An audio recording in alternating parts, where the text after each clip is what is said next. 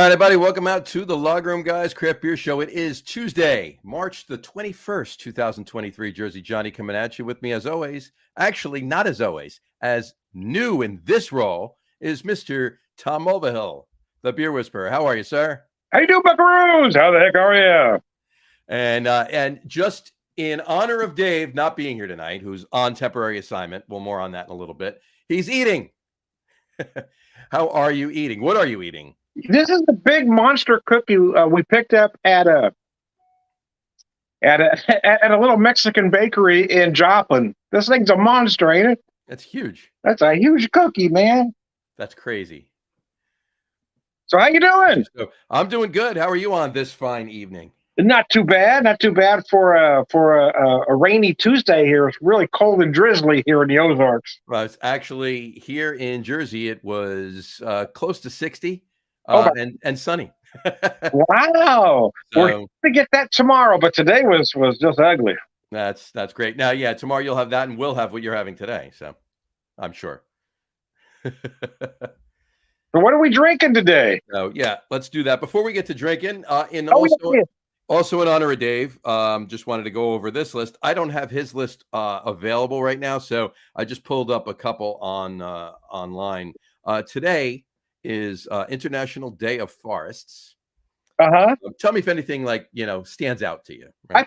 I looked it up too because I wasn't sure if you were going to do it or not. So I got it here on mine too. I saw it was also National Crunchy Taco Day. National Crunchy Taco Day. National Common Courtesy Day. I like that one. That's really nice. I like it. I like that one. World Poetry Day is today. Yeah, I was going to do a poem with you. It starts out something like, there once was a man from Nantucket. Okay, that sounds like a good poem to me. Later on, though, on the paper of you, we'll finish that one. And on that, along those lines, today's actually also Big Bang Day. Oh yeah, I saw that, and I looked it up. It wasn't what I thought it meant. Yeah, it wasn't what I thought it meant either. Apparently, the subtext under it says space nerds and science geeks gather for one of their most iconic commemorations. So there you go. Yeah, not what I thought, but in any event, on that note, I will digress, as will you. And, I digress, man. I'm gonna open up a beer. All right. You have one open already, or I do. Yeah, I did because I hadn't had it before, and it's what I have here. Jersey Johnny is from Chaos Brewing. It's a 32-ounce crowler.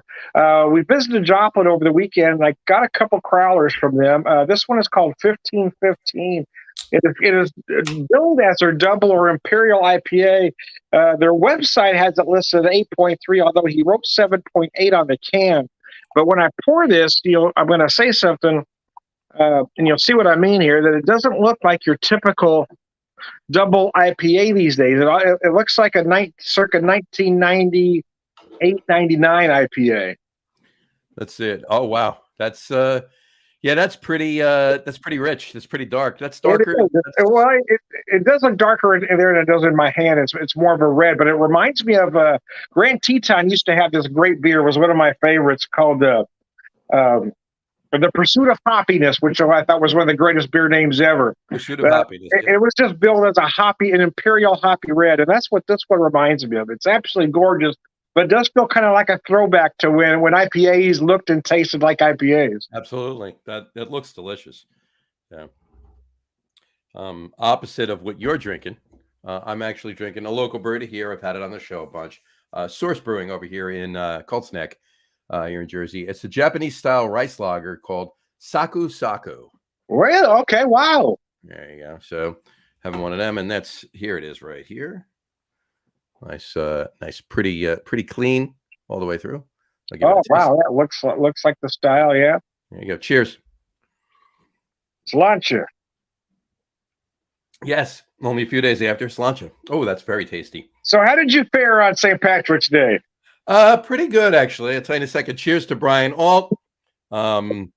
He said cheers to us, and he also said, "Wow, John is drinking Source. Imagine that." Yes. Imagine that. I'm drinking Source. So, like me, you like to drink as local as possible too. You notice I when I do the show, I try to bring, local or local-ish beers. I notice you try to do the same thing as well. I do try to do the same thing, unless it's specifically for a brewery we're having on, or if Yeah. one of us have gone on a trip and we brought back beer from wherever we were. That's a different story. But for the most part, I like to try and drink as local as possible. And occasionally, a beer like this might make it onto the show. But it's a little self-serving, right? Well, it's pretty tasty anyway. But in any event, yeah, St. Patty's Day. Wow.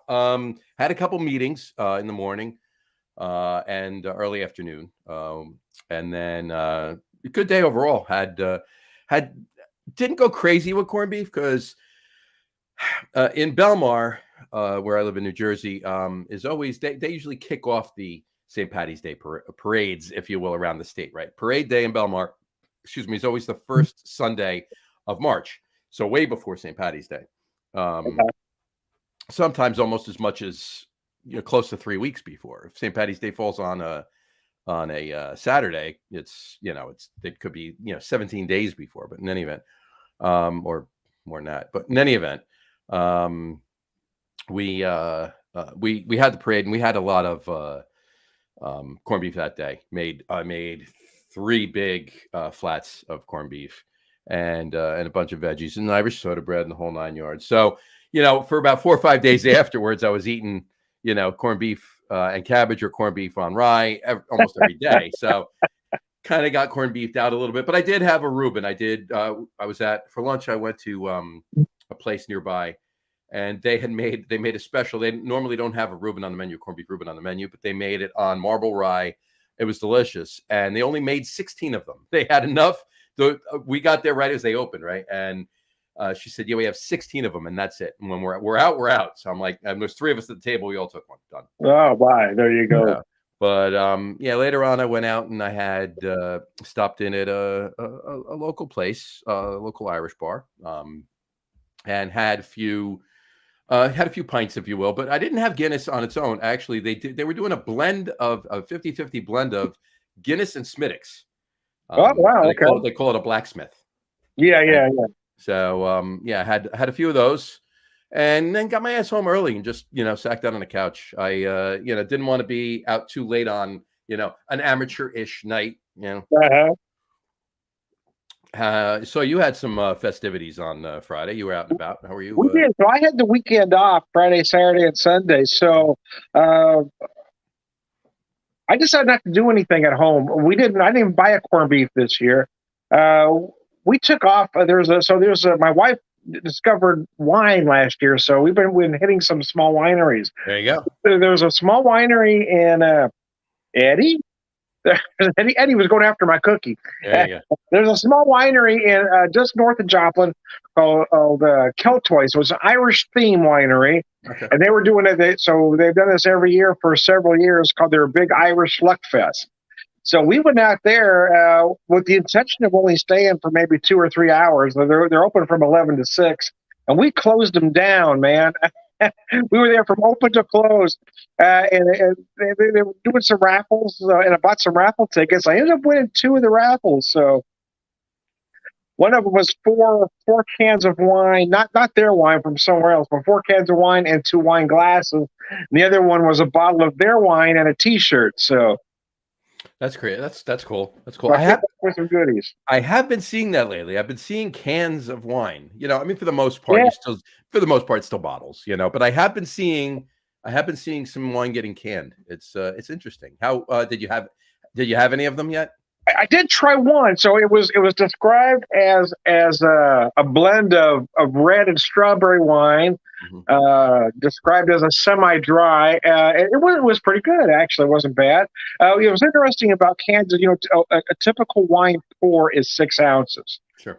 So it's 12-ounce can. You get 2 pours. Sure. But so in some ways, it's kind of handy. You don't if you're not if you don't want to drink 4 glasses, or if you don't have someone to share it with, it's not hard to go through 2 glasses of wine. No, not at all. You can you can handle it. You have one with your dinner, one after dinner. It's gone. Right. Exactly.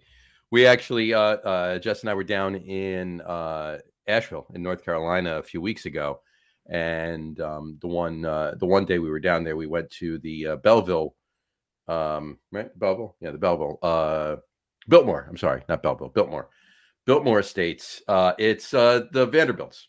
Um, you know, Gloria Vanderbilt's great grandfather or grandfather or whatever it was built the whole property. It's 127,000 acres in Asheville, and this mansion is just huge. But on the we took the tour of the mansion and the grounds, and there's gardens and everything else. It's beautiful.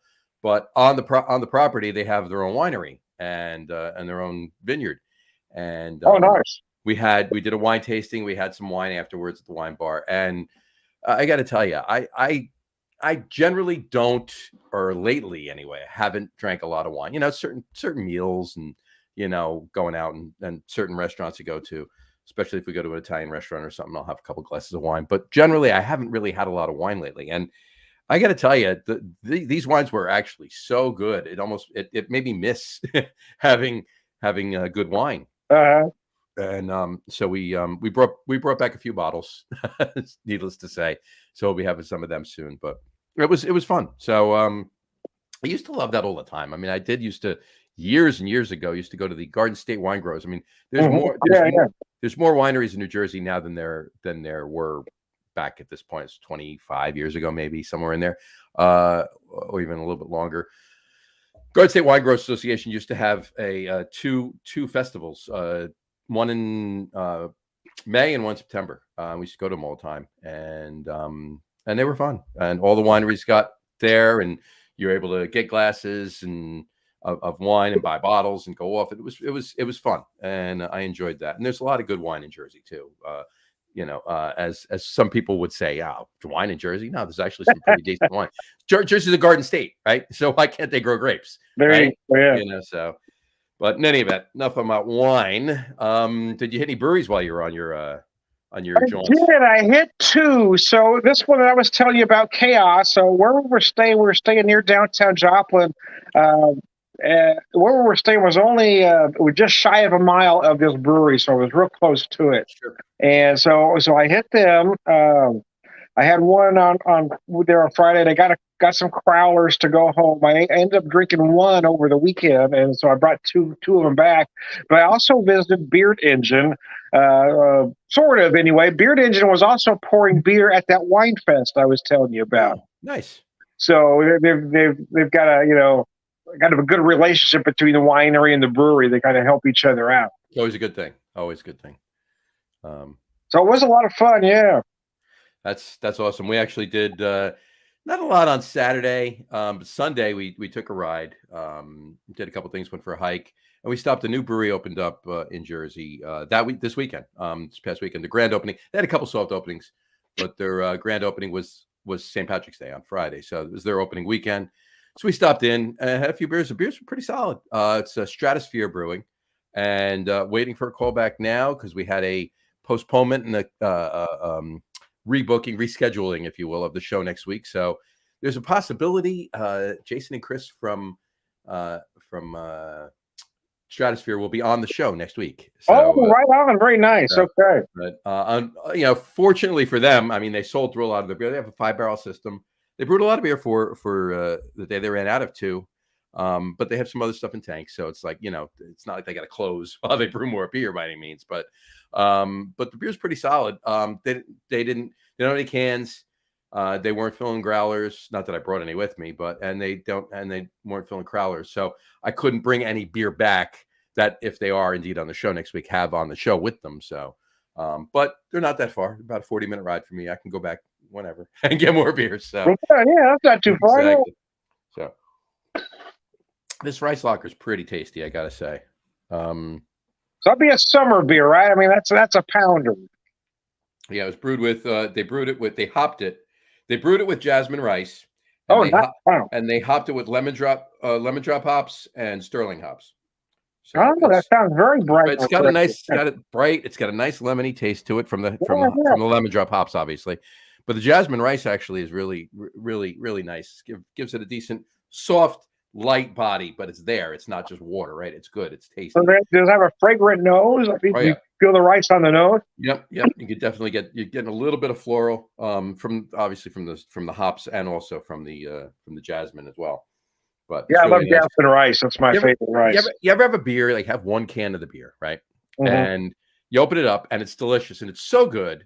And I'm not saying this is like the best thing since sliced bread, but it's pretty damn tasty. All right. But in general speaking, you have a beer that it's so good that you almost wish you didn't open it up because you don't have it anymore now. You're actually Yeah, it's like a catch-22, you know? Like if I drink it, I won't have it anymore. But if I don't drink it, I'm never gonna know how good it is. So what the hell's the difference? You know? that's right. That's why, Right. So I've never understood, craft beer drinkers. I've never understood the ticker mentality. If the beer is good, why would you not order it again? And, I've known friends that will not order the same beer throughout an entire year. I said, man, where's the fun in that? no, absolutely not. You have to get it, and I make notes too, like myself personally. I mean, I don't have like a notebook or anything. I make some mental notes, some on tap, some on my phone. Generally speaking, if a can is given to me by somebody, gifted to me by somebody, like somebody goes out and about and they go to hit 4 breweries and they get 4 packs and they give me a mixed 4-pack of one of each of the beers, right? Then I have one beer. But generally for myself, I'm buying a 4-pack. So if I buy a 4-pack of this, I drink one, it's delicious. I have 3 others, that's fine. That's right. Yeah. But generally, anybody brewing a beer, in my travels, in my experience, thank you. I couldn't think of the word. In my experience, if somebody's brewing a beer that's that good, they're brewing it again. Now, it might not be until the same time next year, but they're brewing it again. So I'm getting it again the following year. Yeah. And if I have it, say I have it now. It just came out now. I have it now. I drink it. It's delicious. And then, a month from now, I'm in a bar, month and a half, and they have it again, right? Or they had it. Maybe they bought a 6th of it and they hadn't tapped it yet or whatever. I'm certainly going to have it then too. Not just because I already checked into it. Now I can't have it again. Yes, I can. I'm having it again. I'm having this beer again. It's that good. And then, of course, certainly, the following year when they make it, and every year. I mean, just take this brewery, for instance. Just take Source, right? They're local to me. It's about a 12-minute ride for me. And they come out.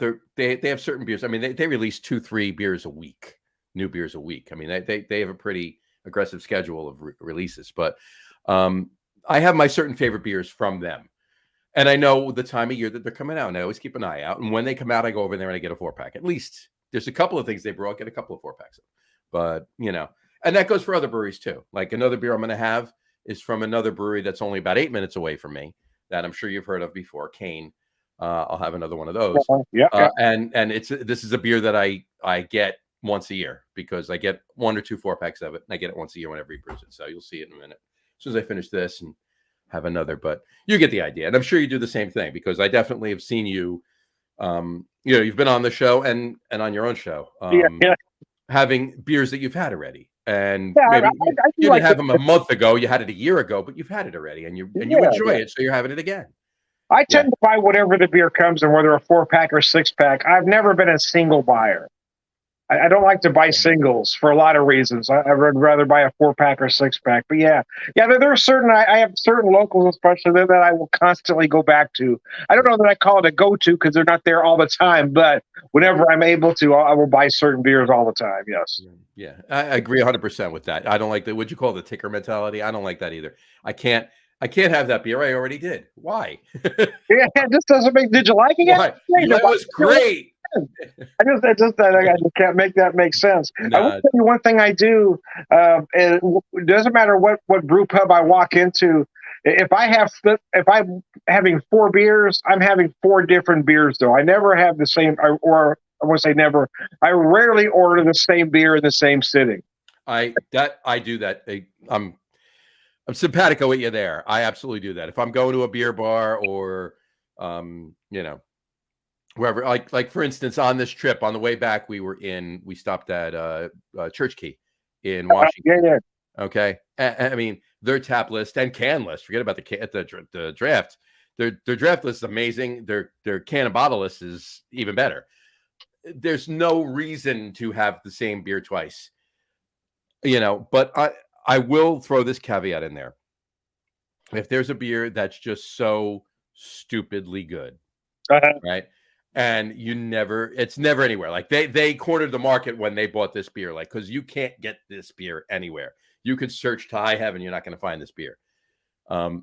I might, and this is even on always, but I might get it straight away and then have it as the last beer, like the first and the last beer. Like, let me get one more.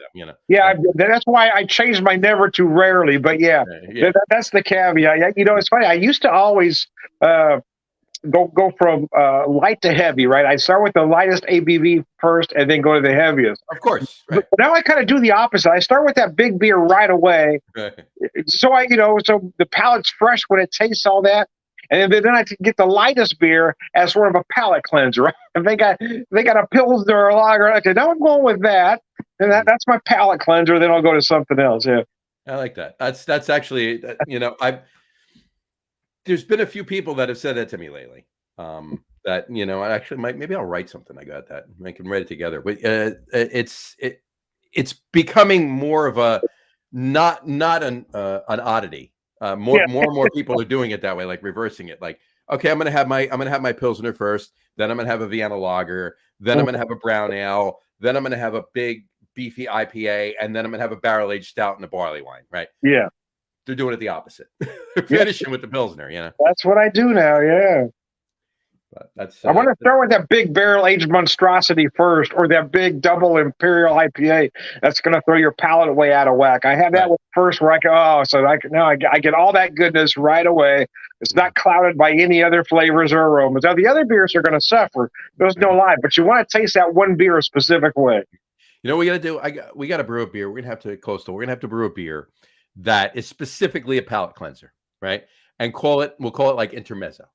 There you go. That's perfect. Yeah. And I think there's a couple of beers out there. I think Carton actually brewed an Intermezzo once, but it wasn't specifically meant for that, right? But do it for that purpose, right? It's a good solid beer, but it's a palate cleanser. It's it can like wash all that goodness from that last beer away. All right, palate's ready for the next one. Now I'm ready. Yeah, I like that. There you go. I'll have to work on that. You'll have about an ounce left in that beer that you can actually taste once you got your palate clear. Right. And then you can move on to the next thing. Now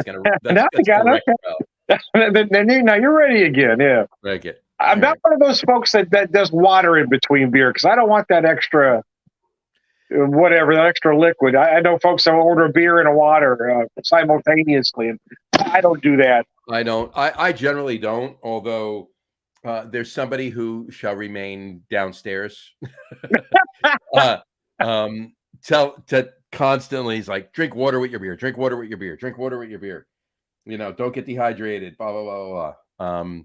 So I get a water, and I like certain people drink like a glass or two of water for every beer they drink. That's just yeah. I'll have one glass of water throughout all of my beer. Like, what I mean? So it's a sip here, a sip here, a sip here.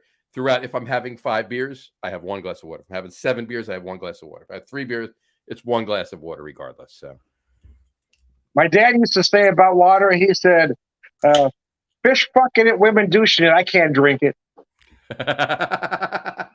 There you go.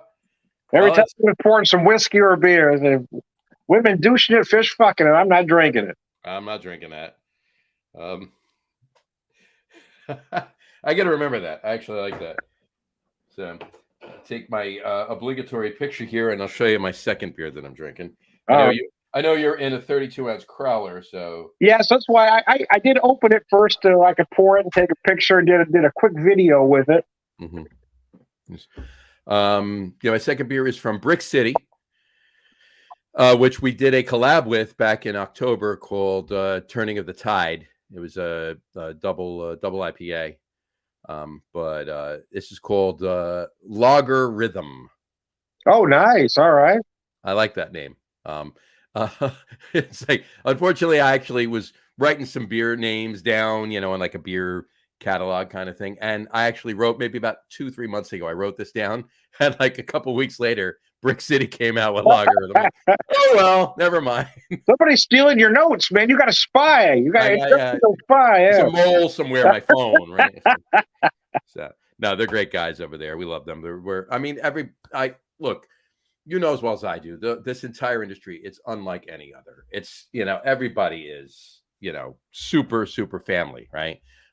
You got your couple outliers, but up. We actually have somebody watching. Jessica just said, more water. Hope you have a glass of water. Well, if you didn't bring it up, I don't have a glass of water. So so there you go. But yeah, so in New Jersey, it's even more so. Like we're all one big family here in Jersey, and these guys are at the tops too, with everything. So the guys at Bricks, yeah, it's not even like that. Would never ask, would never do that to them. Number one, we'd never do that to them and like brew a beer called Logarithm. But on the flip side of that, if we did, they wouldn't care. That's what it's like. That's good. So let me taste this Logarithm. It's a Pilsner. It's a what you call a Continental Pilsner. It's billed as Continental Pilsner. Okay, 4.6%. Yeah, Continental Pilsner. So let's try this out. More of a German or Czech style, then. Oh, that's tasty. Yeah, a little bit of malt coming through, a little bit of malt sweetness. Yeah, it's not quite a Helles. I'd say more along the lines of a Czech. Closer to a Czech? Okay. Closer to a Czech, yeah. But it's really tasty. I'm enjoying it. So nice. There you go. Well, there you go. There's that. And then my third beer will be a little bit bigger. That's the one from Kane that I was talking about. Oh yeah, outstanding. So, all right, I got a couple questions for you. All right. While we continue to drink these beers, couple things I was reading up on, a couple articles came across, my phone, my news feed, whatever you want to call it. Old beer on shelves. There's a lot of beer out there now. Okay, I see it here in Jersey. I'm sure it's everywhere. I'm sure you see it out there too. And I'm talking about in craft beer stores, like can stores, package stores. There's a lot of beer. In general, there's a lot of beer out there, but specifically in package stores getting it. And the pandemic had a lot to do with it. Yeah. It really did, because a lot of breweries, obviously, they weren't having their taproom sales. So they canned a lot more beer than they kegged. And it went out to, more stores in the state and other states. I mean, I could rattle off a dozen breweries from other states that are in Jersey right now that if it weren't for the pandemic, they would not be in Jersey right now. Yeah. And while I love the fact that they are, because we can get their beer in Jersey, it's shelf space, right? I mean, there's a limited amount of shelf space in New Jersey, and everywhere there's a limited amount of shelf space. And it's something that, has been, and I hate to use this word because of what we've been referring to, but it's something that's been plaguing the craft beer industry, or not just in Jersey, everywhere.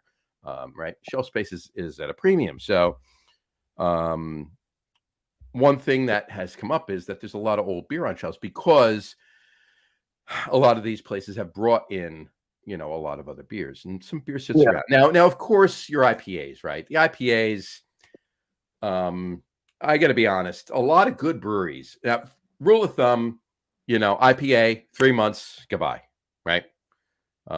Drink it in 90 days or get it out of here, right? That's the rule of thumb, right?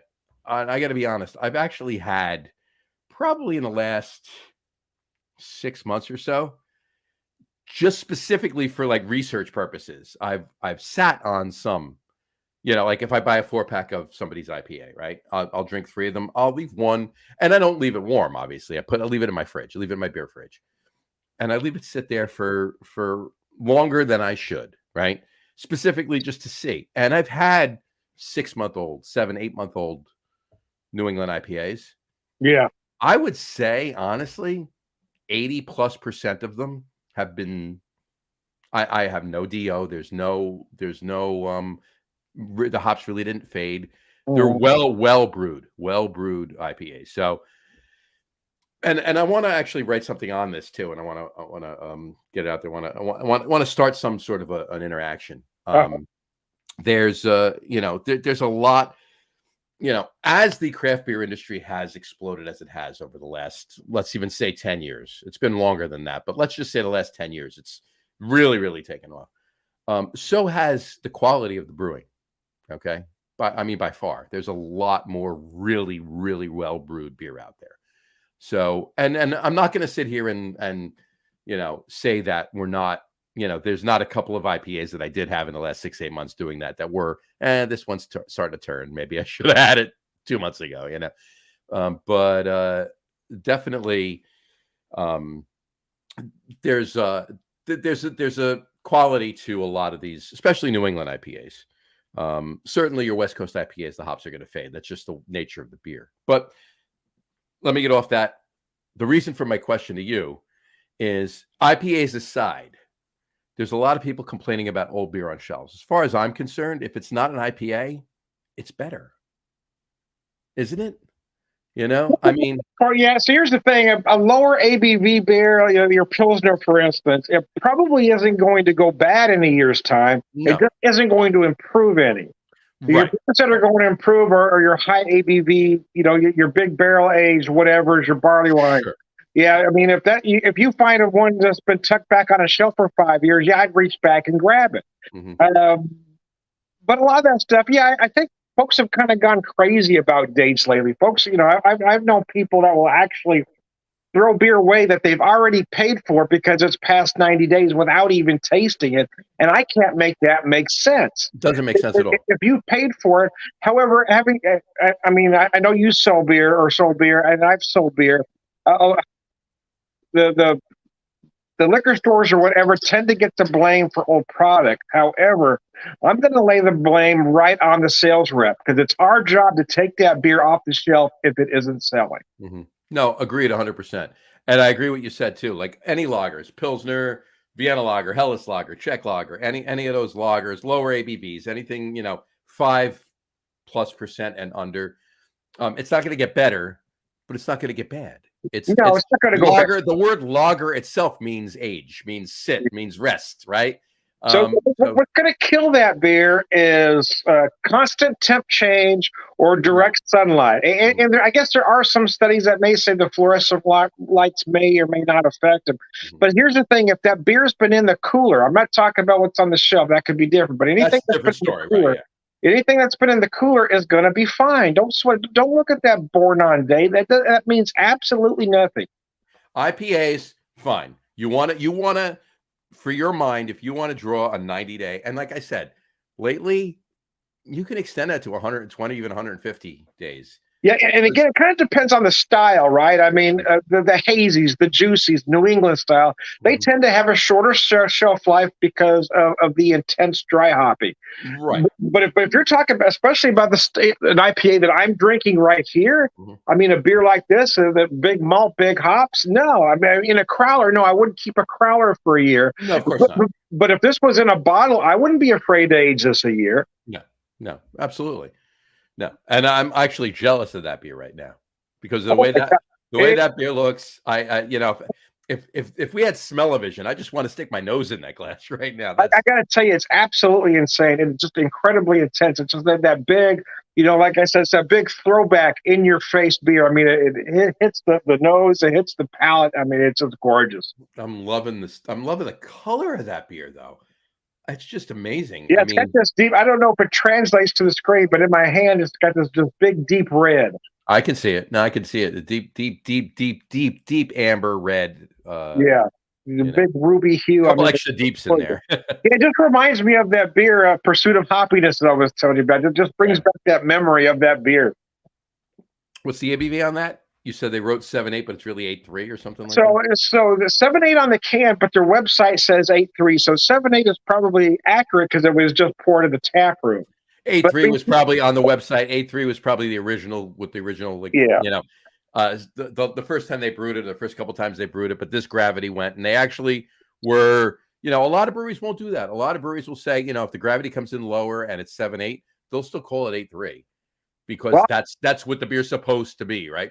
But the actual, that's good. Like Saddlebach was funny because in the brewery, in the brewery house, they had a board of all the styles they were brewing and the ABVs, and it was all written up there. Then in the tap room, they had a big board with all the styles and the ABVs, and then you had the website. And almost every beer style, every time there'd be 3 different numbers up there. So I'd always go straight to the brewer. I said, okay, Blaine, exactly what is the number on this beer? And he would say, Tom, it's this. Don't pay attention to that. I'm telling you what the beer is. But I don't know what I don't know if it's the law. I know the law in Arkansas was you had a 0.5, or was at the time anyway, you had about a 0.5 leeway. Mm-hmm. Yeah, you 0.5, 1%, either direction. So if it's supposed to be 8.3 and it comes in 8.2, Yeah. 0.2, it's 8.3, or whatever you want to call it. That's fine. But yeah, that big of a difference from 8.3 to 7.8, that's it's a 0.5%. You got that 0.5, yeah. Yeah. But anyway, but it is good though. I'm guessing because the guy in the tap room poured the beer and wrote the label. I'm guessing 7.8 is probably accurate. I'm sure it is. It's really tasty. All right. Let's move on to another thing. Oh, by the way, just to wrap that up, we're in complete agreement that, and there's, I just wanted to bring this up before you mentioned, if you see a bottle that's been like shoved away in the back of a shelf and it's 5 years old or whatever, absolutely reach back and grab that. Don't do that. And there's a lot of, do your research. There's a lot of craft beer stores out there, and no offense to them, and not that you want to take advantage by any means, obviously, but a lot of them don't know what they have. They'll have, a 2 or 3-year-old bottle that they're trying to get rid of, and they'll have it on clearance for like half price. Give me all of them. I will take. I've actually done that before with some places. Yeah. My problem is, you know me well enough to know I can't. I just say everything. So I will typically be honest with them and tell them, you realize what you do. Tom, we just want it gone. Okay, I'll take it all. Yep. I'm the same way. I'm not going to sit there and not tell them. Of course, I'm going to tell them. But yeah, there's one. I just wanted to bring this up. We've said it before a couple times on the show a while back. I don't think we've said it for a while. There's a store called Cable Beverage. It's in Bardonia, New York. It's just northeast of Nanuet, off the thruway there, in Rockland County. It's called Cable Beverage. It's in the back of a building, and they have, there's no real rhyme or reason to a lot of their shelves. You really need to go there with an hour to spend, right? And just look through all of their bottles, because there's going to be stuff behind it. There's absolutely everywhere you look, there's going to be 2 or 3 bottles back. There's going to be a different bottle. It's more than likely it's in at least the same style, right? But it's a different bottle, and it's older, and obviously a lot of the older stuff's going to be towards the back, and the pricing is ridiculously good. Just go there and enjoy. Go there with 100 or something to spend, and a half an hour, 45 minutes to spend, and go there and find yourself some good finds. That's the place to go. But anyway, moving on, I wanted to ask you this: beer fests. All right. What's the state, in your mind? All right. And I'll cross over to something Dave and I spoke about last week on the show, but what's the state in your mind of beer fest? How they used to be, and I brought this up because I had this conversation the other day with somebody. Years ago, beer fests were, granted, obviously plenty of craft beer enthusiasts, if you will, went there, and certainly a lot of people that weren't craft beer enthusiasts, that were drunk enthusiasts, right? Yeah, went to a craft beer fest and just wanted to get hammered, right? And that's always been the case, and that's fine. But for the most part, not for the most part, for a good amount part, there were a lot of reps that bought beer, buyers in bars or stores or whatever, went and tasted a lot of beer. They were able to go there. They got, maybe they got comped, whatever, to go there, and they tasted a lot of beer, and they can make their notes. I'm going to bring this in. I'm going to bring this in. Blah blah blah blah blah, and so forth and so on. What's the take? I know it is in Jersey, but I'm just curious what it is in Missouri. Are they still as viable? Is it still like as good a thing as it was? Are they still like exploding? Are there still a lot of beer fests in Missouri and around Springfield and everywhere else? or is it starting to fade a little bit? There's usually 2 or 3 different ones now, depending on the distributors, that sort of thing. But yeah, the promoters, they do a couple, 3 different ones, and a lot of it kind of depends. You kind of mentioned the first initial beer fest that I went to here in the early '90s, early to mid '90s. I mean, they were basically a drunk fest because there wasn't really a whole lot of craft beer at the time. Right. So I mean, most of the beer you were drinking was, AB or something. It was just all the products that they sold. So with a handful of the pseudo crafts that were out at the time, and a lot of them weren't even crafts. So, you had the various Michelob line and all of that stuff. So they were more of a drunk fest. I would like to say that now they've kind of morphed into more of a craft beer gathering because a lot of it is because of the price, right? They used to be rather affordable. So even if you weren't into a lot of the styles, you can certainly get enough. But right now, in this neck of the woods anyway, the beer fest tend to get a little pricey, even for the regular ticket. So it kind of weeds out the AB InBev drinkers. They're not likely buying a ticket anymore, and years ago that they would. Right. Agreed. And in Jersey, coming up in the first weekend in June, so not too far away actually. We're a week and a half, not even. A week or so away from April, but so we've got one April 1st, actually, right here in Springfield, April 1st. Typically, it was always held in the fall. We always have one about October, November, that neck of the woods. But now they're starting to come up with some earlier, and there's usually one done in the summer too. So, but yeah, this first Ozarks Beer Bash is April 1st. Nice. Ozarks Beer Bash, April 1st. Nice. Beer Fest, yeah. Ozarks Beer Fest, yeah, April 1st. I'll try and get out there. I wouldn't mind it actually, but what I was going to say is June, the first weekend in June. This year it's June 3rd and 4th, it's Saturday and Sunday. The Atlantic City Beer and Music Festival. All right, and it's the second biggest size wise, attendance wise. Mm-hmm. It's the second biggest beer fest for the most part in the United States, behind GABF, but Great American Beer Fest. But what John Henderson runs it. It's not just a beer fest; it's a beer and music festival. He'll have other bands, but he'll have 2 headliners, one each day. And this year, he has on Saturday he has the Dropkick Murphys. Oh, no kidding! Oh my goodness! Oh, I wish I was there for that. Yeah. And on Sunday, he has 311, the band 311. Okay. All right. So, it's not like he brings in, and I'm not, and by no means am I putting Dropkick Murphys at 311 down by any means, but I'm not, he doesn't bring in, I'm too old to bring in it's not bringing Rihanna and, Jay-Z in, right? He's bringing these other bands, but this is a coup. This is a really good weekend. These are 2 of the best bands. He's brought in a lot of good bands over the years. Mighty Mighty Bosstones. He had Rusted Root. He's had a bunch of. Wow. He's had a bunch of really good acts, but bands in. But this, and not in the same year either. This year, with Dropkick Murphys and 311, this is a really good year for him. But in any event, his ticket's $70. Now, granted, it's not a $20 ticket or a $25, $30 ticket. It's $70, but you got 4 hours of the biggest attended beer fest, second biggest attended beer fest in the country, and a really, higher name musical act to go with it. So I think that's a pretty decently affordable ticket.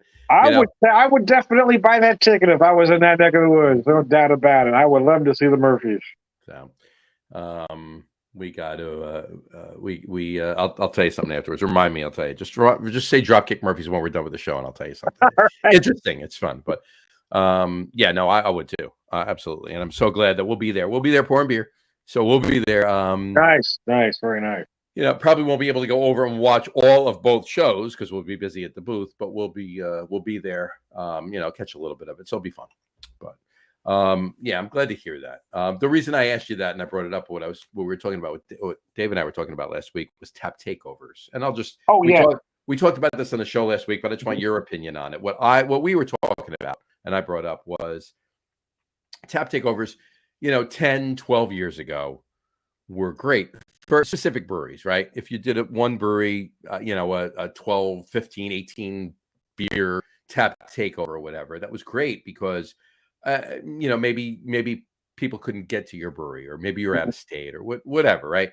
And that was fine. Nowadays, if you want to do a 12 line, 15, 18, 24 even line tap takeover of, 15, 18, 24 different breweries, like a New Jersey tap takeover in or 24 different New Jersey beers, New Jersey breweries, or in Missouri, like in Springfield, a bar with 24 taps does a 24 line Missouri tap takeover.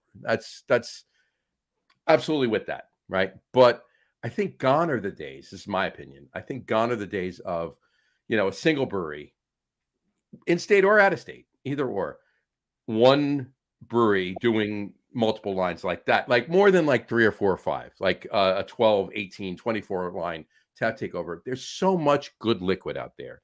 And there's so many good local breweries that somebody that's going to want to do that isn't going to want to sit at that bar. They're going to want to go out and they're going to want to go, brewery visiting, right? They're going to want to hit 2 or 3 or 4 breweries in a day. And they're going to want to, in a different area of the state that they haven't been to, take a ride, obviously have a designated driver. We're going to go there, right? Or Lyft or whatever. But in any event, go visit them. They're not going to want to sit there for that one brewery's beer and sit there and have 24 different beers from that one brewery. That's my take. So I was just curious what your thoughts were on that. Yeah, I kind of agree. I mean, because the state of craft beer is different now, right? I mean, there were times when a lot of younger craft breweries, for instance, you need to get your name out there right away, and there was a lot of places that wanted to have your beer, so folks would go out there. But right now, people want to, if you want to try 6 Mother's beer, you're not going to go to X Bar to have them. You're going to go to Mother's Brewing. Right. You're going to go to Springfield Brewing to have those beers. The only possible exception I would say to that rule would be some of the smaller craft breweries that I have in town, like Show Me or Banter. The people that love those breweries are going to go there, but a lot of folks aren't familiar with it because they are smaller breweries that don't distribute. So if a brewery like that, was at a big bar in town and had maybe even 5 or 6 taps, I think that could help for name recognition. Right. But I don't think you're ever going to know if you're talking 10, 12 taps. No, I don't see it. Yeah, it doesn't make sense. I agree 100%. It's and we were talking about it last week on the show, and we had a couple of people write into it's the same thing. We're all like-minded. Yeah. And there are a few of them out there, and granted, there are the exceptions, and I'll throw this out there. I'll throw another caveat, like we talked about earlier, out there. If it's a craft beer bar that's just so well visited for the bar itself, it's a very busy, very beloved craft beer bar, right? In that respect, it kind of almost doesn't matter what they tap. Sure, they're going to lose a little bit of money on a line. Because years ago I was in the bar business. If you have a delicious beer on tap, but it's going to take you 3 weeks to kick that sixtel, right? You could kick 4 or 5 sixtels on that line in that time. You got to weigh the pros and cons about tapping that beer. So, but a bar that's well visited, all right, it's always busy, something that it's they never have slow days, it's always busy, right? They can kind of do what they want. If they want to have an 18 line single brewery tap takeover, have at it, because they're gonna be so busy that they may lose a little money, but if that's what they want to do, have at it. They're gonna make their money, so that's the only caveat. Other than that, I would say, yeah, if you're going to do something, do local breweries, do your state's breweries. You have 24 taps and you want to do a 24 tap takeover. Don't do one bar. Don't do one brewery. Do your state. Yeah. Or do tri-state. I mean, come up with the idea though, but don't have one brewery's beer. Spread it around a little bit. Anyway, that's just my thought. You used to, I don't, and it may be different in your neck of the woods, but there used to be bars that had, not just 10 lines, 24 lines, 48 lines. I mean, you used to see bars with 99 lines. I mean, Oh yeah. I'm not seeing that kind of thing anymore. So, I No. mean, if you're running 100 taps, giving away 12 taps to one brewery for a weekend, you're not going to lose any money, no, and you're likely going to sell through most of that beer if you do it right. Agreed, 100%. Agreed, 100%. But if you're running, even if you're running say 25 taps, you're still not going to want to give up half your taps. No, you don't really want to do that. You want to do that. You want to pull in the reins a little bit on something like that. I don't know that helps the brewery as much either as it once did. It really doesn't. Going to the brewery helps the brewery. And what does help the brewery is a 3 or 4 or 5 line tap takeover. Granted, a bar that has 48 lines and you're going to bring 4 or 5 beers, you're not really taking over the taps, but no, it's what it is. It's the name behind it, right? So it's a tap takeover, right? So you're taking over 4 or 5 of the taps, but going to the brewery, bringing the brewery though, not just the beer. What's going to help the brewery is show up, have the owners, have the brewers, have some reps, show up at the event, bring some swag, and be there and talk to the people that are showing up about the beer. And engage with them or whatever. And maybe it's a few people that haven't been to your brewery. Maybe it's a bunch of people that haven't been to your brewery. And just engaging with you and talking to you, it's gonna change their mind. And we're gonna make, you know what? I'm gonna take a ride. I'm gonna go down there. I'm gonna have some of their beer and maybe hit a couple of the breweries while I'm there too. So I mean that I think is what's more important now. Don't look for the big hit because you want to sell 12 sixtels to somebody. 3, 4, show up. Bring yourselves, and engage with the people that are there too. Don't just show up and sit at the bar and have your own beer and let walk around, talk to people. Well, I think that's the problem, right? I think there's a lot of brewery owners that don't understand that. They think it's just enough for them to own the brewery. Craft beer drinkers are different, man. We want to talk to the head brewer. We want to talk to the brewery owner, and the brewery owners need the most successful craft breweries are the ones where the owners are engaged with their customers. They know who's coming in on a regular business. Absolutely. Or on a regular basis, I mean to say. But yeah, I mean they know. Yeah, it that makes sense. That's where they need to key on. If you want to, get a bar, partner with a bar, say, hey, look, bring in 3 or 4 of my beers. We'll come up there. We'll bring our crew with us. Yeah. Bring some swag with the people and we'll talk around and we'll engage with them. We'll have a fun night. That's a fun thing. So, and I enjoy doing that as well. You know me, I like to talk. So yeah, me too. So I love doing those. I love so the brewery owner that I worked for didn't really like that sort of thing. He didn't like doing the festivals. He was in the brewery tap room often, but he wasn't always engaging. And I loved doing the festivals. And there was another. There's 2 of us sales guys. And he came from more of a macro background, so he liked to sell, but he didn't like to do the tastings or the festivals. So I did all of them, and I love doing those things. Oh, yeah. Absolutely. No, that's where I, and a few others of us, that I worked with, we shined, right? We were at all the festivals, we were at all the events. And we enjoyed it, just engaging with the people and having a blast while doing it. That was what we wanted to do, and it helped. It worked. I mean, there were a lot of people that were happy to talk to us, about the beer, and the brewery and the history of the brewery and other things about the brewery, not just the beer. The owners. Of course, we always try to get the owner out. And one brewery I worked for years ago, the owner was a ham too. He was a good guy, and he definitely came out when he could. He came out, and everybody loved him. He was a good guy. But for the most part, you get everybody out, and everybody has their own purview, as it were. Yeah. And if you can engage, if you can harness that in everybody and make it work for the right, situations, it's going to work for you. So. And I will say, most people around here are good at it. And I think, from what you said earlier, it's the same way in your neck of the woods. But always talk positive about everybody's beer. When you've got folks, when you're at a booth and they're having your beer, they're asking you about somebody else. Never say anything negative about somebody else's beer. You never want to do that. We are this community. Anybody listening out there, whether you're watching the show, you're rewatching the show on Facebook or YouTube, or you're listening to it on one of the audio outlets, after the fact.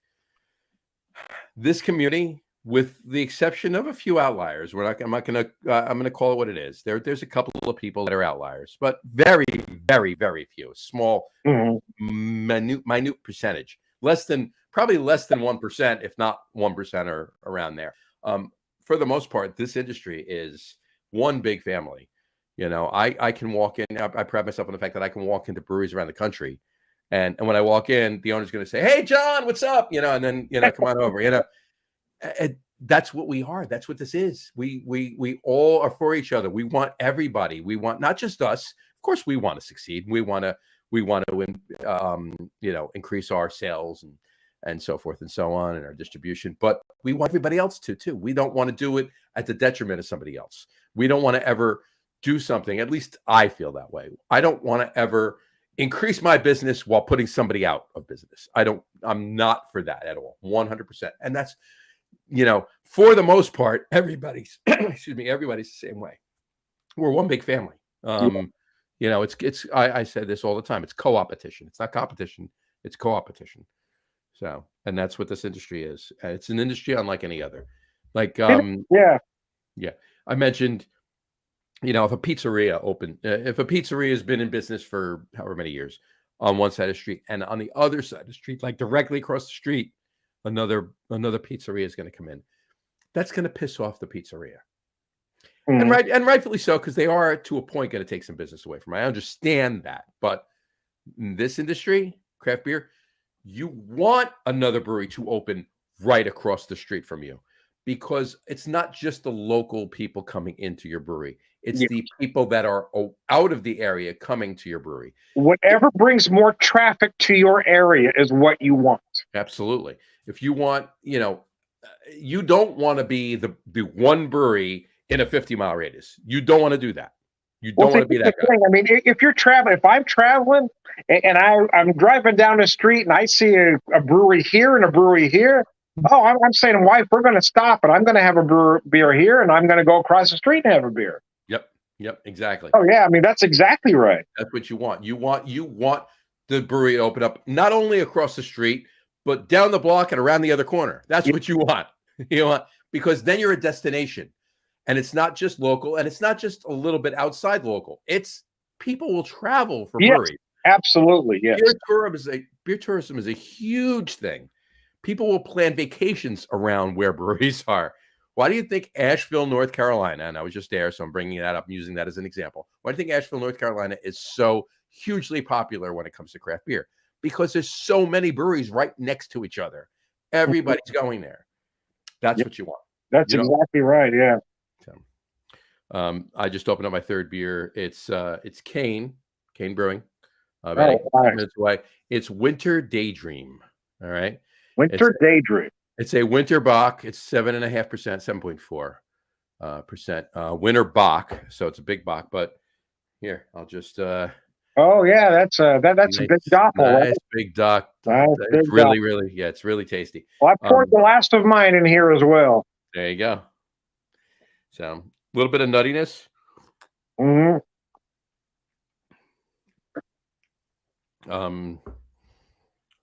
Beef, the malty, a little bit like slight roast, but sweet roast. But in a bock, so to speak, a doppelbock. It's more of a double bock, not a doppelbock. Doppelbock, kind of leans to, flavors of, bubble gum and clove and banana. This is not a doppelbock. It's more of a double bock. If you ever had Sam Adams double bock? Yeah.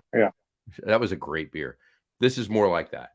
This is more along the lines of a double bock. Well, So not yeah, I mean, in the sense of the term doppelbock, sure, doppel is double, right? But yeah. it's not, the yeast is different, right? I wasn't going to argue with it, but yeah, yeah, Yeah, yeah. yeah. It kind of depends. Yeah, It's the yeast. I mean, when you say doppelbock, you think of the strain of yeast that you use in a yeah, yeah. doppelbock, and you think of that bubble gum and banana and everything else. That's not this. It's more of that double bock. It's more of a less of that bubblegum sweetness. It's more nutty. Mm, It's really tasty. So anyway, there you go. That's my third beer. outstanding. Yeah, just picked it up. I was over there last. I actually stopped there on St. Patrick's Day. After lunch, after the couple meetings, stopped there before I went down to the Irish bar. We were right, literally around the corner from the place. I'm like, yeah, we got to stop by there. They have a new tap room there.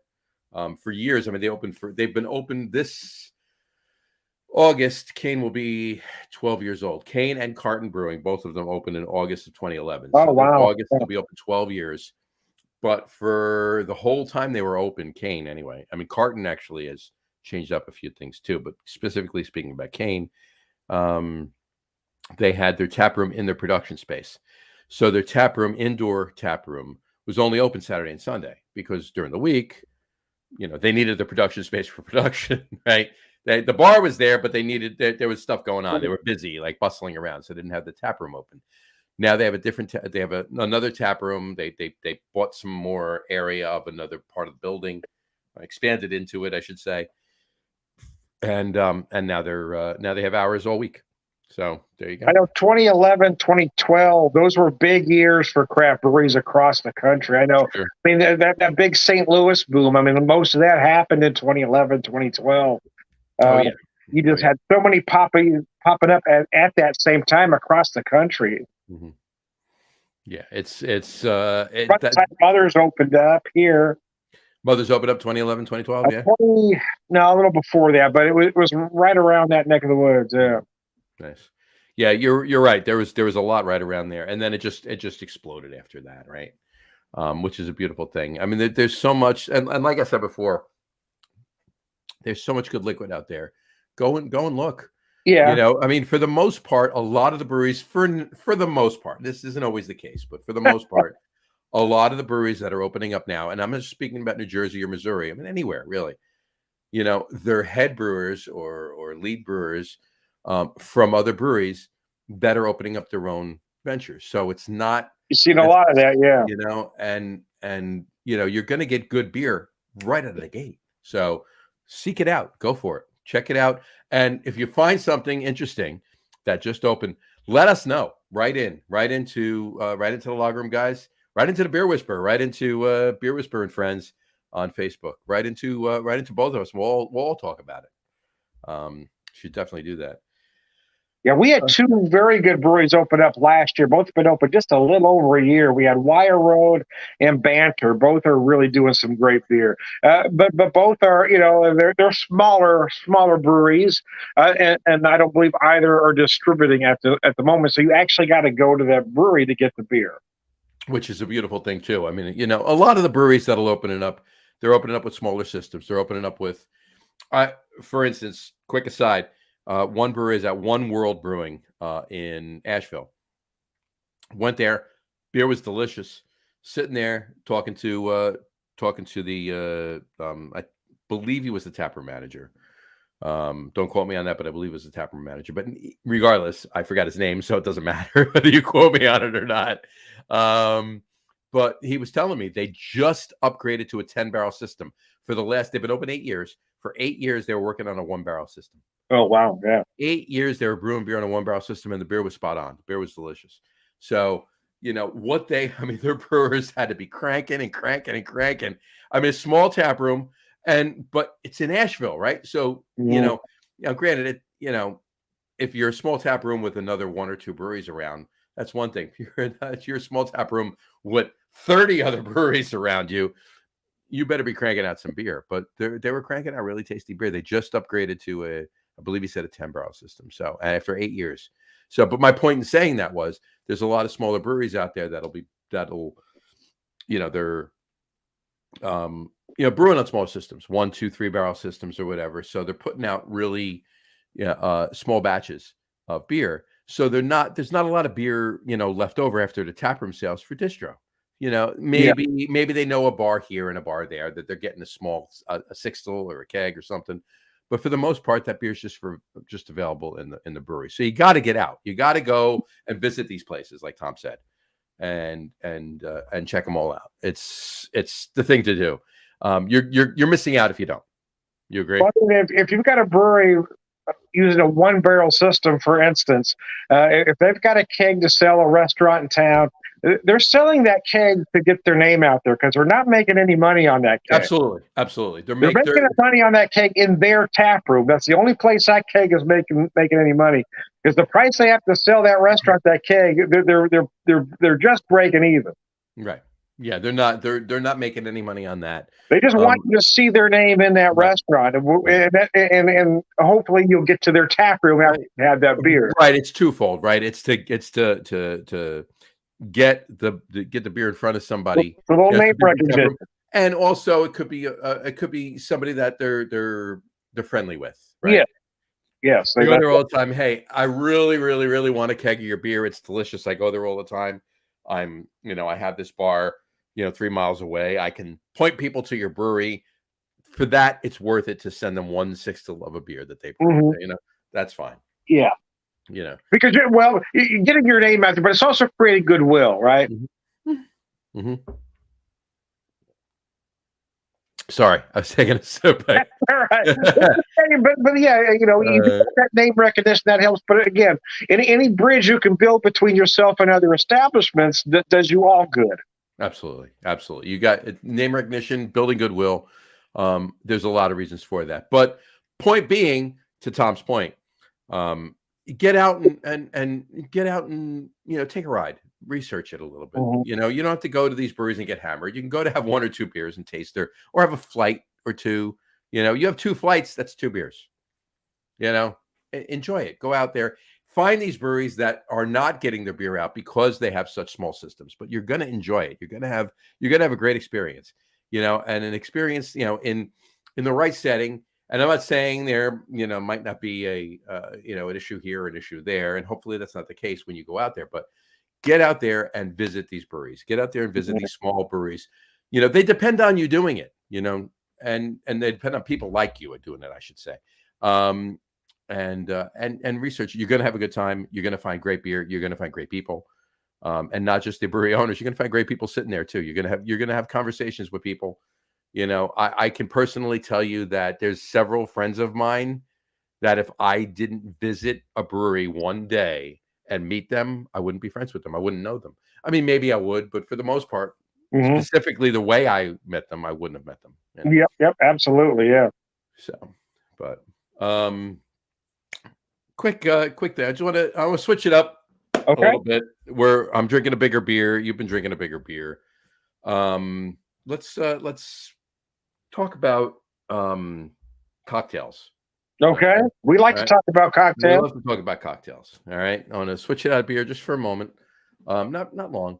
I want to bring that up because there were a few bourbons I had, and then you and I were talking while I was in Nashville, and there was one distillery I was at, and the name of the distillery was Eda Rhine. EDA and then RHYNE, Eda Rhine. And there was a couple of really good bourbons I had there, but I bought a bottle of their black walnut liqueur.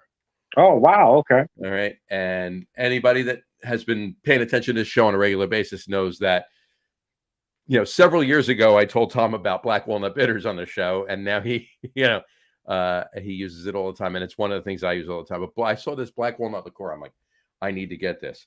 All right. I want to show the bottle. Okay. Oh, wow. Okay. Eda Rhine, rustic nocino. Rustic nocino is what they called it. So it's black walnut. It's a black walnut liqueur. You see right there, black walnut liqueur. I just want to show right there. See, I haven't opened it yet. I have not opened this yet. I want to open this the first time on a show with you on a Friday night, if you will. And awesome. All right. So I'm saving that to do on a Friday night show with you. So on your end of things. And also we have to schedule because Dave's been up my keister about it too. We have to schedule our port show. Yeah, port show. I almost forgot. Yeah, I need to pick up a couple ports. Yeah, there we go. So Dave picked up a couple. I have a few. I need to pick up one other. I want to pick up, and we can have our port show. But we gotta book those 2 shows. We gotta book that show. Okay. You and I, so I can open this black walnut liqueur, have some of it on its own, and then have some of it. Maybe I'll make an old fashioned or even a Manhattan. Maybe I'll get some Amaro involved in it too. It should be interesting. Oh, perfect. Yeah, I had one cocktail with the black walnut liqueur and the Amaro. They made 2 Amaros at this distillery in Asheville as well. So we can mess around with that a little bit on that show, and then we got to book the port show too. But so neck of the woods is actually known for black walnuts. Sure. I actually just ordered another 2 bottles of black walnut liqueur, and I actually ordered a black cherry liqueur. Black walnut bitters. And black cherry bitters too. I ordered too. Fee Brothers. I ordered them. Oh, I have cherry bitters, but I don't have the black cherry. Now I got to find a black cherry. Black cherry bitters. Yeah. Oh wow. Got to get those. I have never had it either. I've had a couple of people tell me about it, so I ordered it. I ordered 2 bottles of the. I was ordering them anyway, so I ordered 2 bottles of the black walnut bitters, and I saw the black cherry. I'm like, I'm just gonna get it. So I got a bottle of it too. So I'll give you a full report on it. All right, I'm ready. Yeah, we got to do another cocktail show. Absolutely. All right, you ready for our top 3s? Sure. All right, let's do it. We were back and forth for a while, folks. Our top 3 list for tonight. And I got to tell you, I'm not going to lie, Dave was involved in the choosing of the topic for the top 3s tonight, because a few of the ones that we came up with, Dave wanted to be involved with that list. Yeah. So we had to find one that he was okay not being involved with. So we chose one. We chose this. We chose top 3 favorite flavored bourbons / whiskeys. Top 3 favorite flavored bourbons / whiskeys. So that's what we settled on, if you will. And I'm good to go, but I want to let Tom go first, of course. Okay, so you and I have had this conversation. So I'm not a fan of flavored whiskeys, flavored bourbons. I am not a fan. Right. So I had to really think about it, because I asked you about a slight addendum to the name.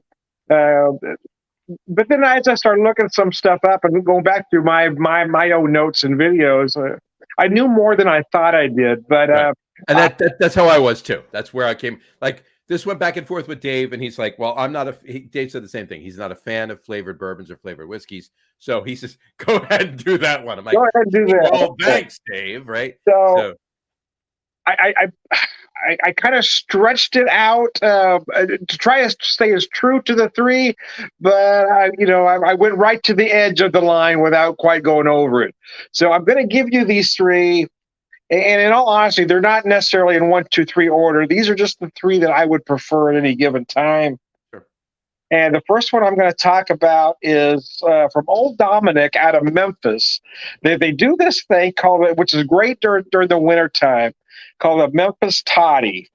It does use 45% of their high rye bourbon, but then it is flavored with things you expect to get from a toddy. It gives you a little bit of ginger.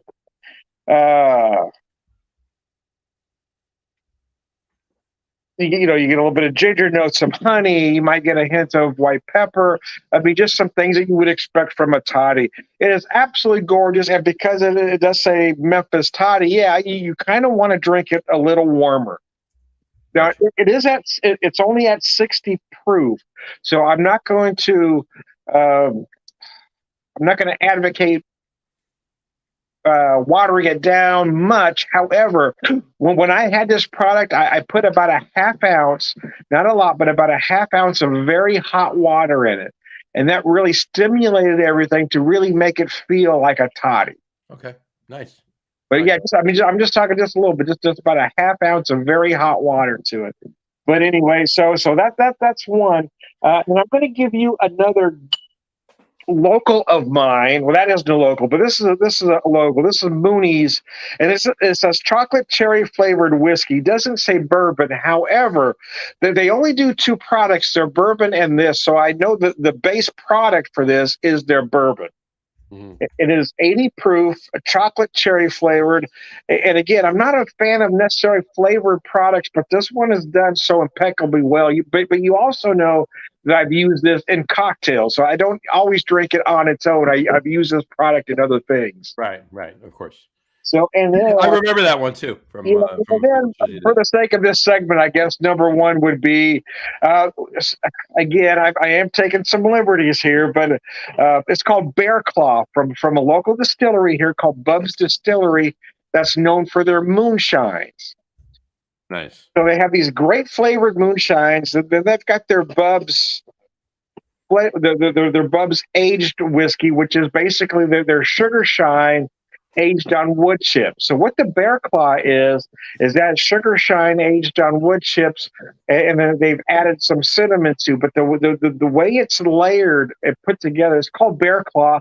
It almost mimics a bear claw. You can almost feel those pastry notes, those cinnamon notes, those sugar notes, and those pecan notes because of the way it is aged on those oak chips. That oak will almost mimic or imitate those pecan-like flavors from a Bear Claw. It is my absolute favorite flavored whiskey of any kind. There you go. Beautiful. And it's not bourbon because it's a shine, but I don't know what other category I could really throw that into. So I took some liberties by tossing that one in. Well, by the way, that's why we changed it to favorite flavored bourbons / whiskeys, right? Yeah. So, and two of my three are branded as whiskeys too. Only one of them is branded as a bourbon. So, anyway, beautiful. That sounds fantastic, and I'm gonna have to at some point. I'm gonna need to try those three, so we'll figure that out. Yeah, I'm gonna have to try to get a couple bottles and find a way to get them to your neck of the woods. We'll do some kind of trade or something. Yeah, we got to work on something. We'll figure it out. But my three are my number three. I'll go through this again. I'm not a huge fan of flavored bourbons or whiskeys. I would like to, if I want flavor in my bourbon or whiskey, I want to make a cocktail, right? And I want to flavor it myself in the way I want to flavor it, right? With the black walnut bitters in my old fashioned and so forth and so on. We've talked about this, right? But of the ones I've had, and I've had a bunch of the ones I've had, my top three are as follows. Number three is going to be from Heritage Distilling, which I can't really speak too much of them since the only thing I've had is this, right? It's a brown sugar bourbon. It's not super sweet, but it's sweet. But it's brown sugar, so of course it's gonna be sweet, right? So yeah, brown sugar bourbon. They make one. This one's about 60 something proof. They make one that's 103 proof. I've had both. I don't recommend the 103 proof. It's too hot. It's way too hot. If you buy a bottle if somehow you come across a bottle of the 103 proof, sit on it for years. It's way too hot. It needs to mellow. It's not. Just don't. But the brown, and I'm not speaking bad of it. It's not a bad drink by any means. It's just really hot. It's just really, there's too much alcohol in it. There's no need for this particular type of beverage, right? The lower ABV one, the 60 proof. That's the one to key on. If you do come up with 103 proof one, either sit on it for a while or mix it, put it in a cocktail. Yeah, you got a cocktail for it. Anyway, the brown sugar bourbon, the lower ABV one, that's the one to go. That's my number three. Number two is from Cask and Crew, which has been out for 4 years now, 4 years now, ish, somewhere in there. Walnut toffee whiskey. They have a few. They have an orange ginger, which is all right. I enjoyed it, but it's not my top three. But the walnut toffee is very good. It's very good. It's got really nice beefy walnut notes. The toffee gives a nice sweetness to round everything out. It's not cloying at the end, but it's really tasty. It's a nice. These are all. And by the way, let me back up a little bit. These are all ones that I would like to have on their own. Just drink them on the rocks. Yes, yes, absolutely. Yeah. That's what these are. That's where these come into play. Not to mix them into cocktails, because I wouldn't. I would make the same thing with regular bourbon, a better bourbon, and so forth and so on. Right. So, but anyway, walnut toffee whiskey from Cask and Crew. That's my number 2. My number 1, and I've only had it for maybe 2 or 3 times now, and only since this past October, November. Ballotin, Ballotin. And they make a bunch of different ones. They make a chocolate peanut butter. They make a couple of cream liqueurs, but their chocolate mint whiskey is phenomenal. It's really, really, really, really well done. It's not super sweet. It's not super minty. It's not super chocolatey. It's the right blend. It's like you're drinking a thin mint bourbon. Oh, wow. That's interesting. Okay. Really, really, really good. I could literally sit there. It's so good. And I don't look for this either. I'd rather have an old fashioned or a Manhattan, or just drink bourbon straight, or go to my Amaros. We've talked about this, right? But this is so decently done. I don't want to say well done. It's well done. It's so well done that I could take this and just pour it over rocks and sip on it all night long. It's really well done. So Ballotin chocolate mint whiskey. That's my number 1.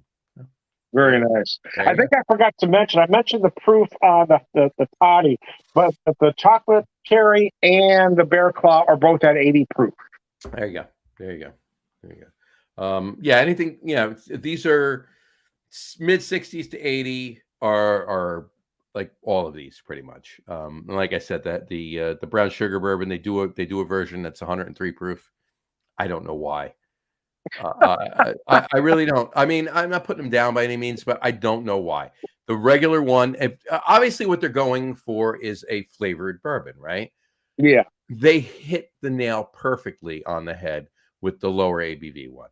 Why they would come up with 103 proof one, I really don't know. It's not better. It's you don't get a lot of the brown sugar out of it. You get a lot of alcohol heat out of it. If you're going to use it, you got to mix it. I don't know why it exists. Just concentrate on the lower one. Blend it and concentrate on the lower one. I don't get it, but why wouldn't you do it at 80? Why you go from 60 to 100? I mean, yeah, you want to kick it up to what a standard bourbon is. Move it to about 80. Right, exactly. That makes more sense. Well, what are you going to do? That's me. That's just me. So, all right. Well, top 3. How about that? Top three list tonight. All right.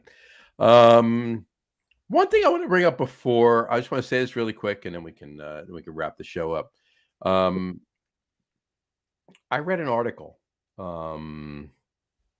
today, and it was about a local burger place, an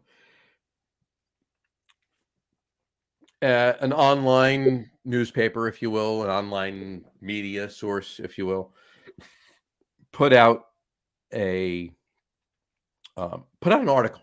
They released an article, and they kind of flooded Facebook with it and everything else. But it was bashing this burger place. Now, this burger place is an institution. Okay. Mm-hmm.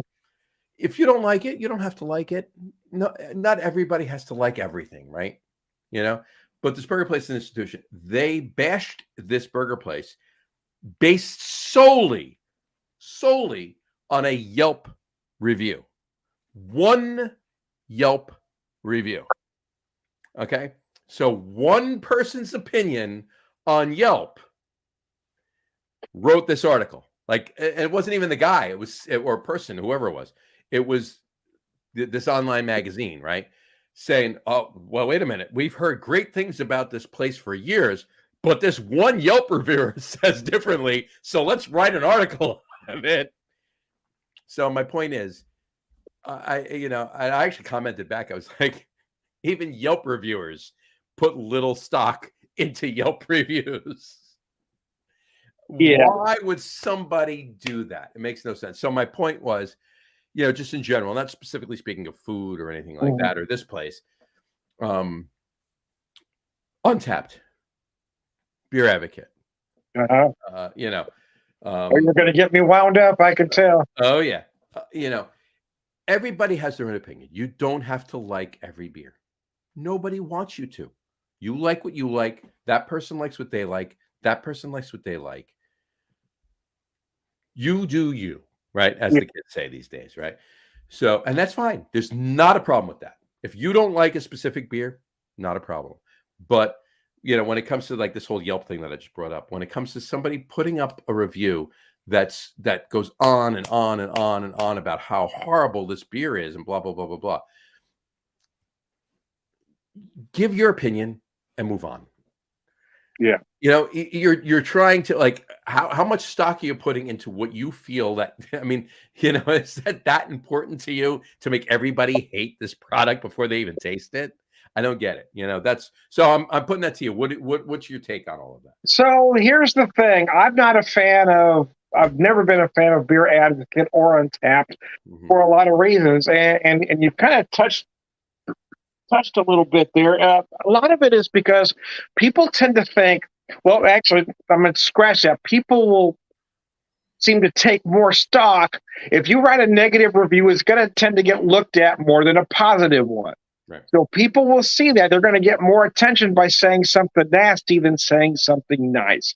So you've got a whole group of people on Untapped and Beer Advocate that do nothing but say nasty shit about everybody. It was kind of a thing in beer reviews, even video reviews for a while, is you would have guys just go on there and just bash every beer they drank. And I got watching a lot of these guys, and I'm thinking, why are you a beer reviewer if you don't like any damn thing you drank?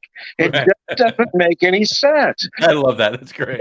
But to their credit, they were getting views. People are viewing these videos because nasty sells. Right. And I'll tell you, in my case, I mean, I've done over 3,000 videos, and you would be hard-pressed to find 10 where I've said something bad about anybody. Right. Because I don't really think in those terms. And I've even been questioned about being the opposite of that, is, promoting things. And so, listen, I'm not getting kickbacks from any of these breweries. I'm drinking their beer. If it's good, I'm going to tell you about it. But I think if you give it a little effort, you can find something good to say about almost anything without being nasty. Right. I mean, the only times I've ever been really harsh about anything is if it was really just that bad. But I've looked at Beer Advocate, I've looked at Untapped, and I've seen some great beers. I mean, great beers by almost, everybody's standards. And when somebody hits a beer that almost every one of us knows and wants to do nothing but say nasty, all they're trying to do is get some attention. That is all they're trying to do. I will never respond to these guys because that's what they want you to do. Mm-hmm. No, I 100% agree, and I'll I'll confirm what you're saying based on this particular one story. There was a particular beer that everybody that was rating it like on Untapped. You go on Untapped, you get ratings from 0 to 5, right? 5's the highest, right? The majority of everybody was rating this particular beer anywhere from a 3.75 to a 4.5. There were a few higher. There were a couple lower. When I say lower, maybe even a 3.25 or 3.5, but 90% of everybody was 3.75, 4, 4.25, or 4.5, right? In this particular beer. One guy rates it. One guy comes along, has it, rates it a 0.5. So 0.5. Gave it a super low rating, right? Horrible beer. It was an IPA. It was a New England IPA, if I recall. I just remember the story, so that's why I'm bringing it up. And it was, and he rated a 0.5. Everybody else rated this beer, like I said, from 3.75 up to 4.5. He rated it that. So just for, shiggles, if you will, as everybody says, right?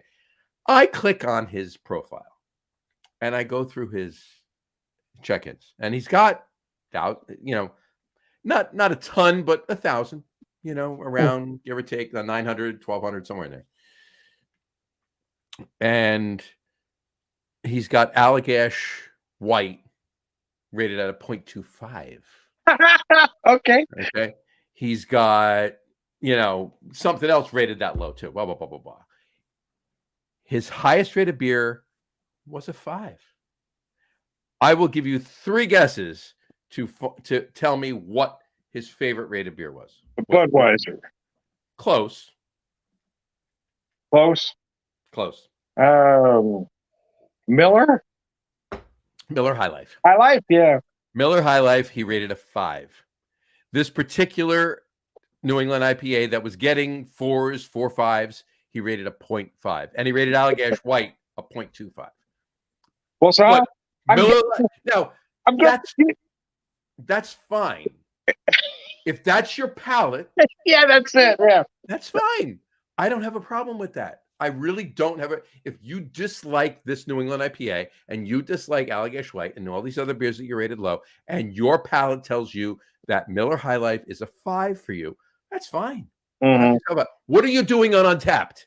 That's my question. Well, that's and there you go. That hits the nail on the head. Why I hate these beer advocate Untapped is you got so many people offering themselves up as experts that are not. Right. Exactly. You got people saying, okay, this is a 10, this is a 1, or this is a 5, this is a 1. Well, with, they're over there drinking, High Life or MGD or Coors. This is their 5. This is a 1. It just doesn't make any sense. It doesn't make any sense. It doesn't make any sense. But there's nothing you can do about it, right? Because it's a free app. Everybody can download it. Knock yourself out. Have at it. Well, you almost have to approach it like, you throw away the highest vote. You feel like an Olympic event, right? Throw away the highest score, throw away the lowest score, and judge everybody in the middle. Because that West German judge is going to give you the lowest score, right? Right. Exactly. I love that. That's a great analogy. And I love that. Myself with that particular analogy, but that was always the case, right? That West German judge is, if the American gets a 10, that West German judge is going to give him a 1. Right. Exactly. Yeah. Throw away the highest score. Throw away the lowest score. Everything else, that's where you got to focus on, right? But that's my issue with those things. And I get a lot of folks. I have a lot of friends that are on Untapped, and they do it so they kind of keep track of what they drink. And I kind of get that. But the reason I don't do it, even for that reason, is just because I feel like I'm feeding the beast. I feel like I'm feeding mediocrity.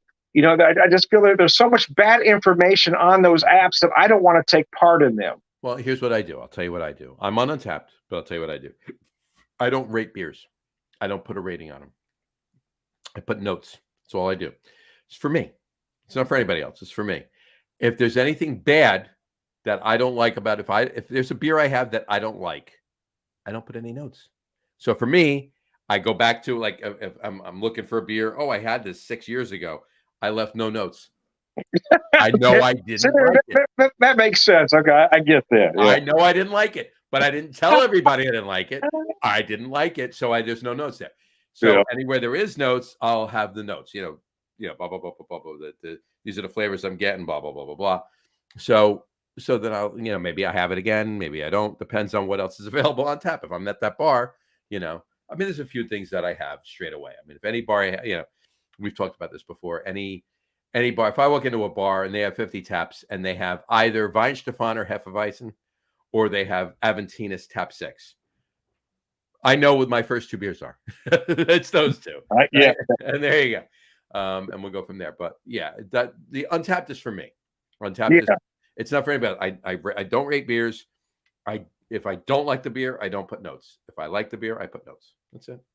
Nobody knows what I'm doing. It's there. There you go. That's it. You just have you have a certain percentage of people that just want to be mean for the sake of being mean. And those outlets allow people to do that and get their voice out there. Right. Exactly. And nasty seems to get attention. Nasty gets attention. Especially if deep in their mind and their heart, they know it's a great beer and they give it a 1, they know they're going to get a lot of attention and they're looking for that attention. Right. Exactly. You're and Untapped, or beer advocate for that matter, but specifically on Untapped, you're only and generally in the industry, basically, you're only as good as your worst beer. Well, that's kind of the truth, isn't it? Yeah. You could brew 300 delicious beers. You brew one that's meh, you're meh. Yeah, you're eh. Yeah. No, they're okay. They brewed that one beer that one time that was horrible. That's it. That's all. You're as good as your worst beer. Yeah, So, yep, that's exactly right. So when if it's warranted, that's one thing. But if it's manufactured via people looking to get notoriety on Untapped, that's quite another thing, and it sucks. That's my point. Yeah. And you can't ignore that there are those people out there that are doing that just for that reason. Absolutely. Absolutely. That's what it is. So, all right. Good conversation. Good. I like this. We didn't Great drink show. any whiskey tonight. We didn't even have any whiskey. No, how about that? It's the first time we haven't had whiskey. It's the first time I think I've been on any show with you, and there's been and we're in the dozens now at this point as far as shows you and I have been on that we hadn't had one drop of whiskey. So it was a first for everything, right? So, but great. Look, thank you so much for coming on the show tonight and for filling in for Dave, who, by the way, just so everybody knows, he didn't bail on a show by any means tonight. His daughter lives in Florida. Dave lives in New Jersey. His daughter is up visiting, and she wanted to go to a Rangers game tonight. Oh, yeah. A New York Rangers game tonight. So Beer Samurai took his daughter to a New York Rangers game tonight. And he did want me to mention that the best beer that he could get where he was a I won't say what it is because we just talked about the fact that we don't want to downplay beers. I will tell the Beer Whisperer offline. But the beer he had was while he ordered it, so obviously it was drinkable, right? He obviously for him he wanted it, right? It was, let's put it this way: there could be better beer there, right? Okay. There you go. But anyway, so he's there enjoying the Rangers game with his daughter, and he'll be back next week. And we have to put those other two shows together. Tom, you and I will talk when we're done. Maybe scheduling the shows, the you and I show with the black walnut liqueur and the black cherry bitters. Maybe you get one. Maybe we make a couple of cocktails with the black cherry bitters in the interim, and we can have that show, you and I, and then we got to schedule the port show with Dave too. Okay, we'll put that together. But again, I want to thank you for coming on and filling in for Dave. This was awesome. Thanks for asking. I appreciate it. I'm glad you came on. This was a great show. I'm glad we did it, and we'll wrap the show up for today on that note. We want to thank everybody for watching, and for those of you just listening to the audio podcast, thanks for listening. Don't forget to visit our website, www.lagerroom.com. That's LAGERROOM.com. And please remember, like us and follow us on all of our social media, Facebook, Twitter, Instagram, and of course, our YouTube channel. All of them are at The Lager Room. Remember, we go live with the video podcast on both Facebook and YouTube every Tuesday night around 6:30 p.m. Eastern Time. And for those of you who just want to listen to the audio podcast, you can do so on Apple Podcasts, Spotify, TuneIn, Stitcher, Google Podcasts, Amazon Music Podcasts, and iHeartRadio as well.